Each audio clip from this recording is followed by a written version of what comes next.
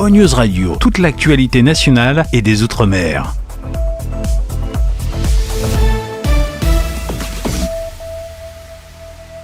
Jurassic Island, premier parc dédié aux dinosaures de toute la Caraïbe.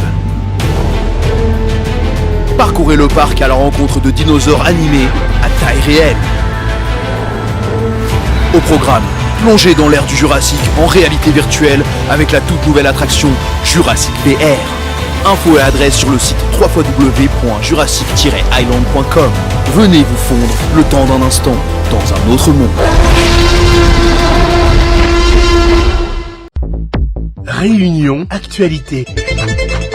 Bonjour à tous. Les syndicats ont annoncé le mouvement à la SPL estivale va se durcir. Pour ce matin, de nombreuses lignes sont impactées. Les grévistes se sont assemblés devant le dépôt de Pagnandy à la rivière du Maléo.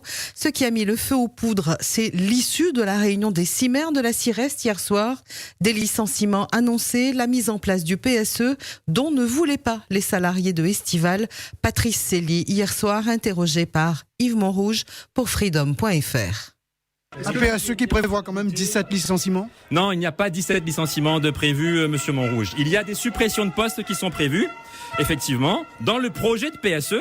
Mais moi, j'appelle les représentants syndicaux, au lieu de vouloir continuer à faire grève et à faire perdre de l'argent à la CIREST et à la SPL tous les jours, eh bien à reprendre le travail et à venir discuter dans le cadre des instances qui sont prévues.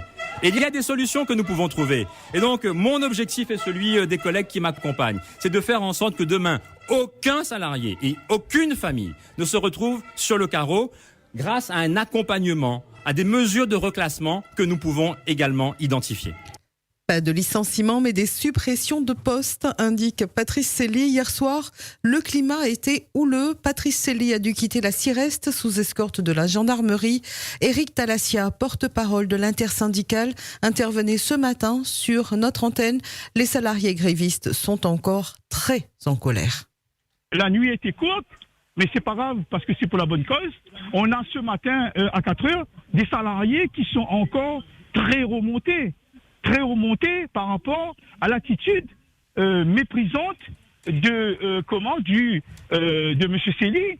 C'est lui qui a attisé la flamme. C'est lui qui a excité, comme il le dit, les salariés par rapport à son annonce de hier soir.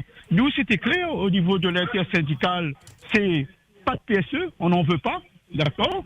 0 licenciement, pas de sous-traitance, surtout pour la sous-traitance de nos lignes et de nos services, et pas d'externalisation des services. Quand je parle d'externalisation des services, c'est que le service du contrôle, donc les contrôleurs, va être externalisé. On a quand même 8 contrôleurs plus un responsable de contrôle. C'est pas normal.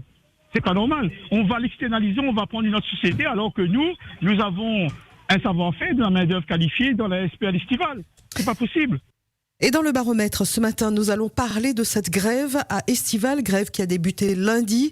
Que pensez-vous du mouvement ? Est-ce que vous êtes impacté par cette grève ? Comment est-ce que vous vous débrouillez ?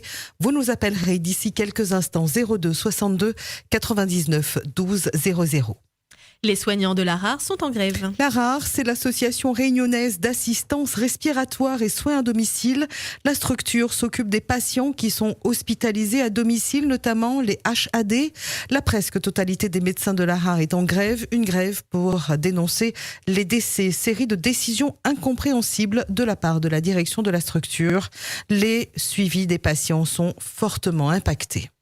Face à face ce matin à 9h, Charles Huillier reçoit Stéphane Bijoux. L'Europe, la pêche, le désintérêt des électeurs vis-à-vis de la question européenne.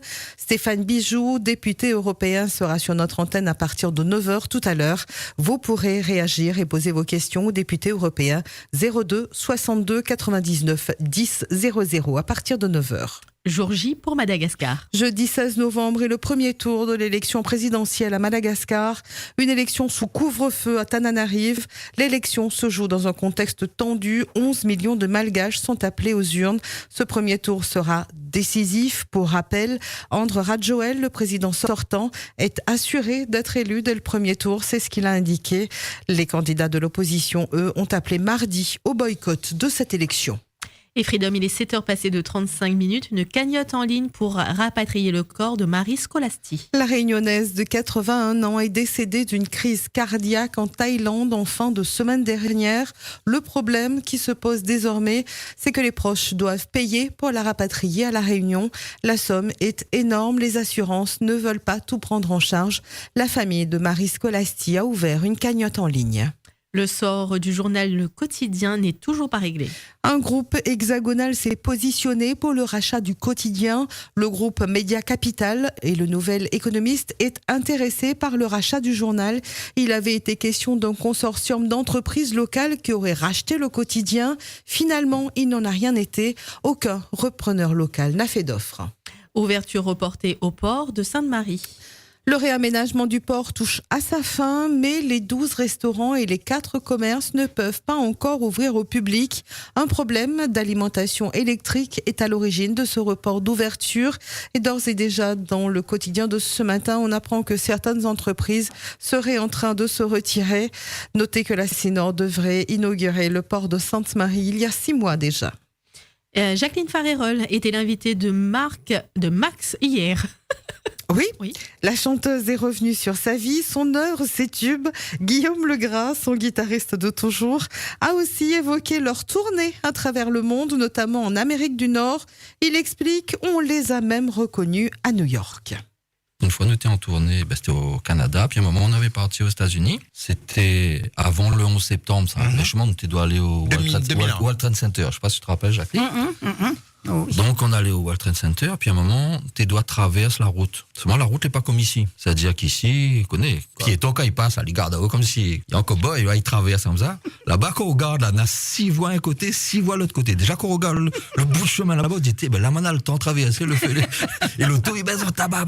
Et là, nous attendons sur le coin de chemin pour traverser avec Jacqueline, ça. Et à un moment, on a un taxi, il passe, côté nous, comme ça. Et on entend, oh, t'es Jacqueline! On les a fait.